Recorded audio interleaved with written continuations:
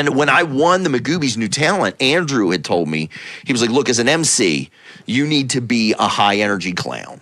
You were there to get people prepared. Like, you're not there to crush. You're just there to get the crowd energy up. Now comedy is a job. Yeah.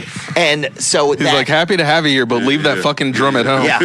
But I found out that me dressing like a fucking clown was something that the crowd had to get over before they could make a connection with me, before my set even would. So it was when I stopped dressing like that is when my act started to take off. And then I was counting the times. Instead of counting the times that I did well, I could then count the times that I didn't do well.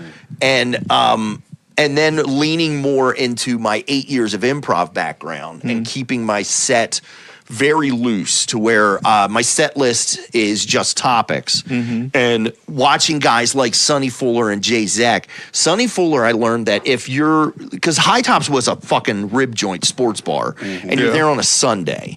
And a lot of times the crowd would not be engaged. Right. So what Sonny would do is he would go out and do crowd work to get the crowd engaged and then pull them back into his set and do his material. And so I learned to do that where if I have a joke about relationships, that's where you do crowd work, where you're like, hey, are you two a couple? How long you been together? See if you can milk them for fun material. Yeah. And then you have a joke where if it goes off the rails or it's not fun anymore, you can pull the ripcord, launch into your joke, and then you have a safe landing. Yeah, somebody said jokes are for when you run out of stuff to talk about. Yeah. I always say know your material, know your set, but don't be married to it. Yeah. Because there's definitely times where the crowd doesn't want your prepared material, no matter how many times you do it. And then you got to play on a piano. And I've